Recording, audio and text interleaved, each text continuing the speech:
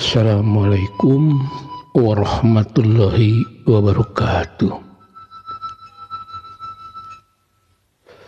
Para wargi anu salawasna mikar istur mikasono kana dongeng-dongeng Sunda, khususna tu pidangan simkuring nuju di menawi linggihna haturan wilujeng patepangdi dina raraga ngadongkeun hanca carios anu katunda dinten kamari. Nyaeta carios nyambung anu judulna Harimau Campa. Pami dina basa Sunda nama painten Maung Campa. Ieu carita mangrupikeun nyanak atanapinya nyanak tina kajadian-kajadian nyata di tahun 70-an anu kaalaman ku simkuring nya di Pilewengan Seitabir Provinsi Jambi. Dihaturkeun dianggo ngahibur-hibur para wargi etang-etang ngeuyeub sareng nu sanes ngamumule sareng budaya Sunda. Kalian niat simkuring eta berbagi pengalaman mana Indonesia nama. Kalam dina waktu sieu nincak dina bagian pamungkas atanapi bagian tamatnya. Kalian sapuntena simkuring midangkeun ieu carios anu kungsi oge didugikeun dina judul Hariring Silung di Negeri Maung. Ieu mangrupikeun sempalanana tiasana wira simkuring dina waktos-waktos kamari teu acan ngadamel naskah enggalnya. Nanging sabada ieu tamat insyaallah simkuring bade nidangkeun carita enggalnya, kenging ngadamel enggal, carita misteri. Insyaallah bakal diduikeun sabada ieu rengset. Ieu carios pangrupikeun karya sastra Endang S. Argayuda atanapi karya simkuring. Mangga para wargi ieu dongeng urang kawitanan. Wilujeng ngadangukeun. Pun awitu astuna masidam. Mugia salira salawasna aya dina kamuliaan.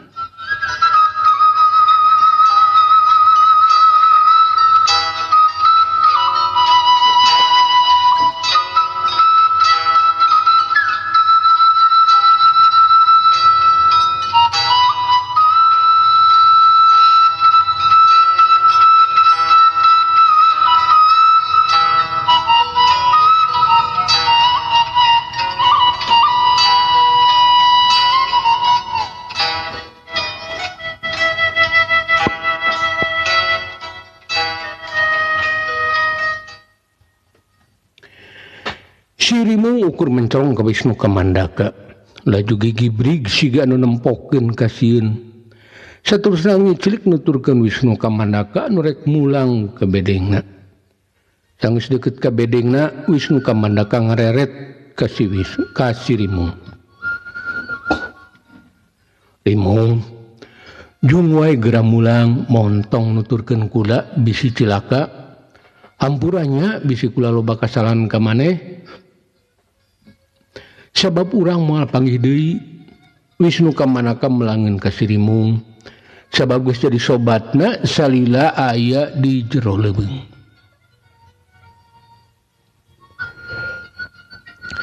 Sirimung siga anu surti kana kekecapan dununganana. Manehna lila mencerong bangunan dang kasedih. Saterusna lelendean kana bitis Wisnu Kamandaka. Siga anu embungeun papisah. Tapi sanggeus lila lelendean langsung mangpet muru pamatuhanana.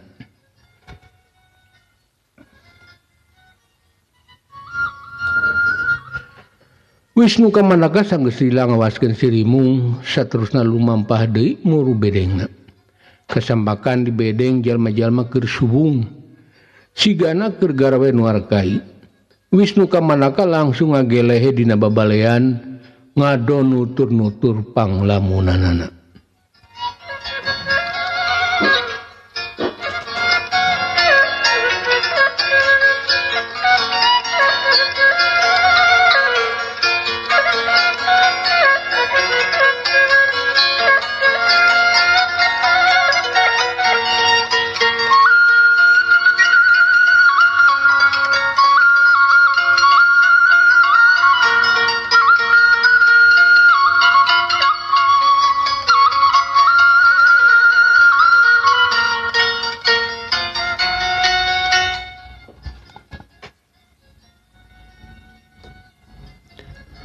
Mangsa langit kesibar kulayung, rombongan asmara kakarada ratang.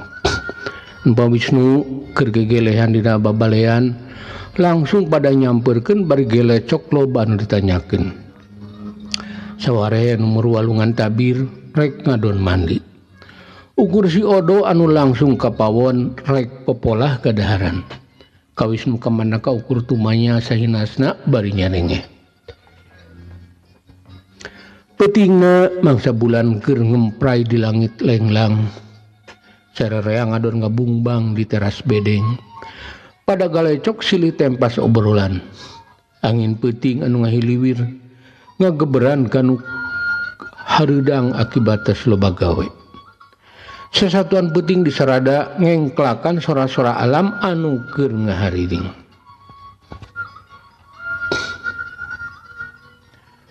Ku geus lila maratu di jero leubeung geledegan, maranehna ngarasa betah tumanina. Tiis ceuli herang mata, jauh tina barobeda kehirupan. Padahal ku hirup di leuweung geledegan jadi pegat hubungan jeung alam luar. Geus teu apaleun deui di poe, minggu, oge bulan. Pon kitu deui taun. Ayeuna mah urang teh geus aman, moal aya di anu mawani ngarogala ka rombongan Kang Asmara. Sabab urang uluan tabir anu sejen mah kabeh oge balagir. Teu cara Datuk Salamuddin saparakanca. Ari geus aman kieu mah akang rek mulang. Wisnu kamandaka cumarita panjang lebar ka sakurnu area di dinya. Sarua ceuk pikir Wisnu kamandaka tugas manehna geus rengse. Ari akang atuh sareng Siti Jubaedah kumaha jantena. Si Odo mah dicolohok barang ngadeung Wisnu kamandaka rek mulang. Padahal salele ieu manehna geus mastikeun yen Wisnu kamandaka bakal ngajodoh ka Siti Jubaedah. Nah, ada akang macan mastikeun yen bakal rabi ka manehna Odo. Wisnu kamandaka nembal si Odo bangun taya kebeung berat. Padahal sarera oge apaleun yen Siti Jubaedah sakitu masketna ka Wisnu kamandaka. Ari akang, kapan sakitu masketna piraku bade ditinggalkeun? Mana teuing nyiereun hatena Kang? Si Odo cumarita bangun hanjelueun. Sabab disangka ku manehna mah Wisnu teh bakal sarua jeung manehna jadi minantu Datuk Bual. Lah hari maneh Odo, akang macan waktu nararabi. Wisnu kamandaka meunang cerita ti si Odo jadi kawasan bingbang. Sabab kekecaban si Odo teu aya anu salah. Tapi Wisnu tetep mungeun wakararabi. Atuh sok sanaos kitu piraku moal nunggulan abdi. Si Odo keukeuh sangkan Wisnu kamandaka ulah wakamulang. Sabab bingungeun, rek kumaha nepikeun beja nangka kula warga Datuk Bual. Waktuna Odo rarabi mah masih lila keneh, mun teu salah mah 6 bulan deui nya. Wisnu kamandaka teu sanggupeun lamun kudu nungkulan heula si Odo jatuh krami ka tetehna Siti Jubaedah.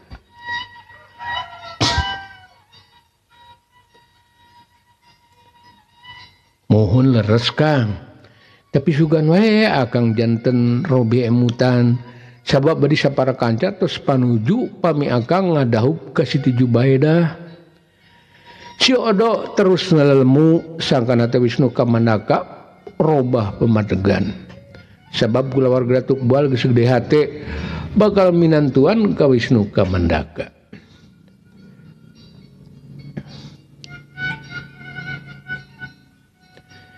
Siti Jubaedah mah geulis ieu Odo moal sejodona. Akang mah teu sanggup ari kudu jadi urang uluan tabir mah. Sok we Odo sing jujur jadi urang uluan tabir. Wisnu kamandaka cuma teh ka si Odo netelakeun yen manehna mah ka Siti Jubaedah ukur mikaheman. Teu boga niat pikeun mibojo. Kang, Cek simkuring mah tong wakamulang bade naon atuh di lembur oge pancan gaduh kulawarga ieu mending di dieu we heula seueur keneh anu can kasorang ku akang leuweung ganggong teh lega Kang Bang Karim milu mairan sabab manehna oge resepeun ka Wisnu Kamandaka sepak terjangna matak helok kasakur anu pareng panggih jeung Wisnu Kamandaka. Betah di dieu teh Bang Karim tapi agang ngesilating ninggalkeun indung anu ukur sorangan di lembur. Wisnu Kamandaka emang nyaeun pisan ka indungna sedang salila ieu manehna teu pisan mere beja. Sabab hirupna ya di leuweung geledegan teu aya jang tunda talatah. Ari nu geulis di saung huma bade dikumahakeun atuh. Ari Kang Wisnu Kamandaka mulang mah panginten moal aya deui anu ngalongokan. Bang Karim jadi ingeteun ka Wanoja anu salalila ieu sering dilongokan ku Wisnu Kamandaka. Lecek pikirna pangna teu daekeun Rabika Siti Jubaidah oge pedah bogaeun anu leuwih geulis.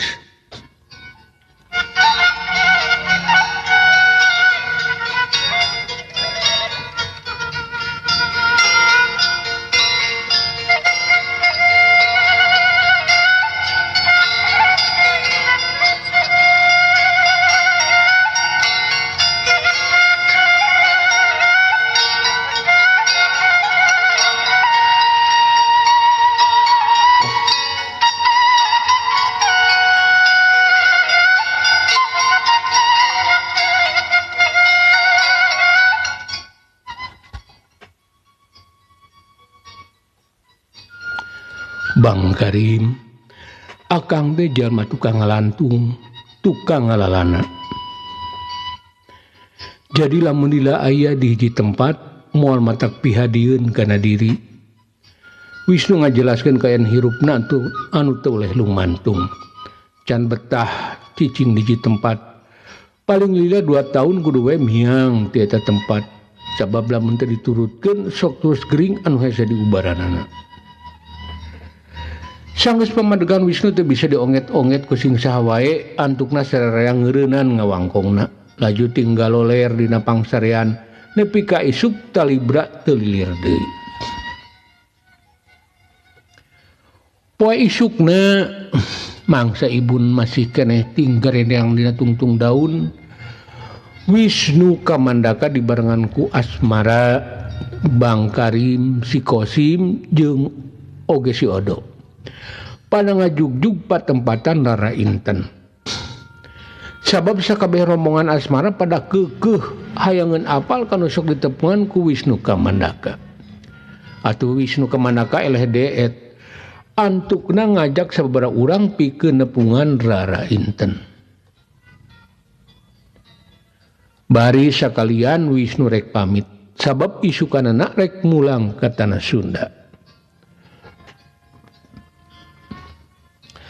Sanggeus kumurusuk di antara runggun-runggun anu pating runggunuk antukna anu 5 teh anjog ka hiji tegalan nu baralak kurungkun saliara. Laju Wisnu neruskeun lengkahna murus saung padumukan Rara Inten.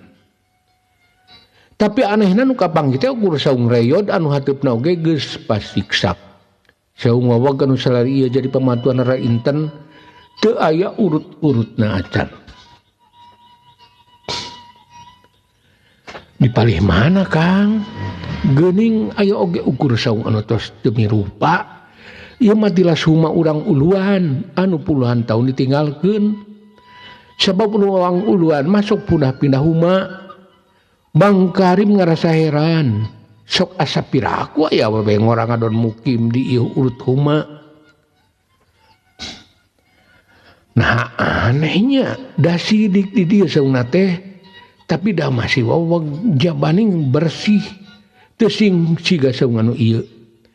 Wisnu Kamandaka ngembang kadu hatena ngadaku meleter jantungna koler simbar. Nah ka mana ari Rara Inten? Yakin ieu tempatna Kang buah lepat piraku teuing iso ngobag ukur sawengi robah jadi kieu. Si Qasim tumanya mastikeun kana pamanggih Wisnu salila ieu. Da sakupa mohalan iso ngobag ukur sabeuting jadi ramejud rek rungkad. Yakin teu salah kos. Tah tangkal anu hareupeun eta saung jadi cirina moal salah deui. Wisnu nunduhkeun tangkal anu sagede bitis anu ayana persis hareupeun saung. Tangkal anu jadi saksi di mangsa Wisnu Kamandaka sering nganjang ke rara inten.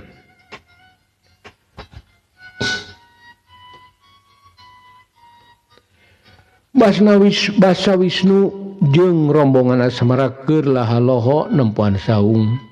Tina rungkun teu jauh ti dinya aya sapasang mata keur ngawaskeun maranehna. Eta mata terus mencrong ka Wisnu Kamandaka. Cimatana juuh, hatena jumerit maratan langit. Engkang, hapunten abdi teu tiasa nepangandi salira. Mari sejam mulang ka suku Gunung Kerinci. Pileuleyan engkang. Eta nu keur mencerong Wisnu Kamandaka dina rungkun ngagerendeng ngomong sorangan. Horeng anu keur nyumput dina rungkun teh mangrupakeun rara inten. Manehna geus beuleud baniatan rek mulang ka sarakanana. Kapeurih atina ngajadikeun dirina lir anu leungiteun dirina lir anu leungiteun harpan sabab ngarumasakeun kaayaan dirina anu salarieu sok pada nyebut maung campa. Engkang kunaon atuh urang ngaopat tepang ieu hate peurih alamana nigran hinis ku teu sangka urang kedah paanggang. Rara inten anu harita keur ngawujud jadi maung lodaya hatena jumrit dirina humandeuar ngarasa nyeri ngalaman hirup anu teu munasabah.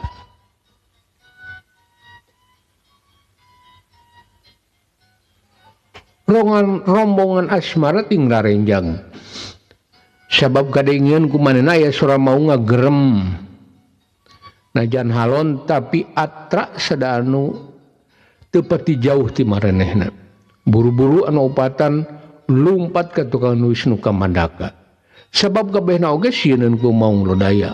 Omo ieu keur dina kaayaan di tempat anu pinuh urungkun.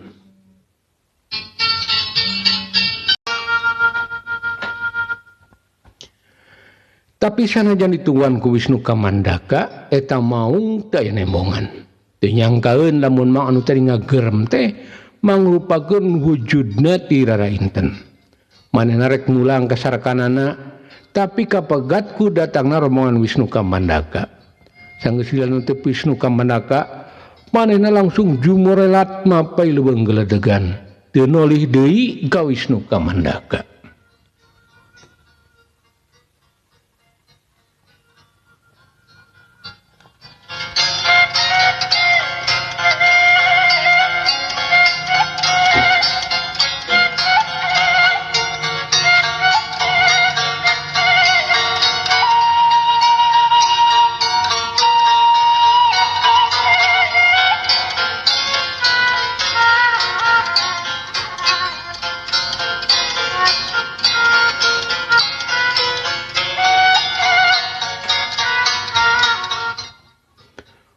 Lepat deui Kang anu sok ditemuan ku akang teh mangrupikeun maung campa.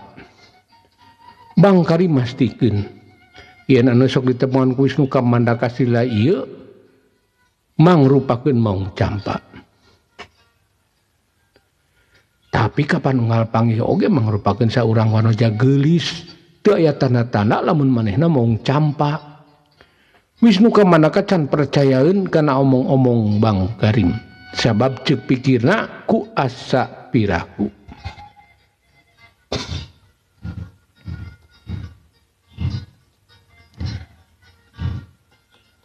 Akang salami ieu kebobodo tenjo ku kasaktianana eta maung campa. Ieu saung anu geus reyot ngajanggelek jadi waweg tur pikarasakeun. Bang Karim anu asli urang uluan tabir leuwih apaleun kanu disebut maung campa. Kalian sering ngareungeut di datuk-datukna yen cenah maung campa awewena geulis lir bidadari turun ti kayangan.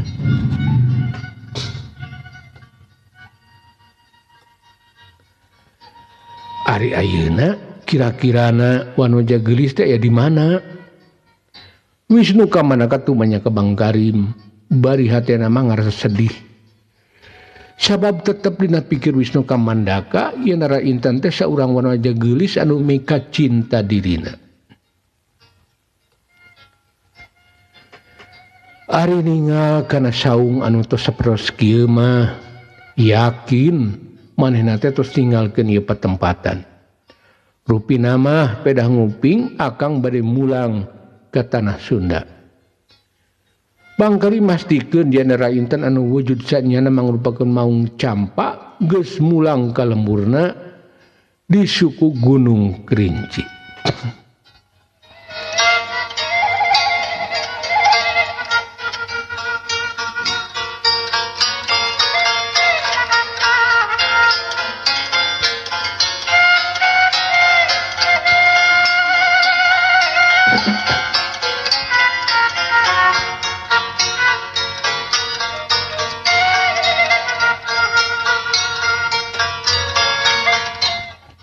Pun para wargi rupina carios nyambung anu judulna Harimau Campa rengsek dugi ka dieu.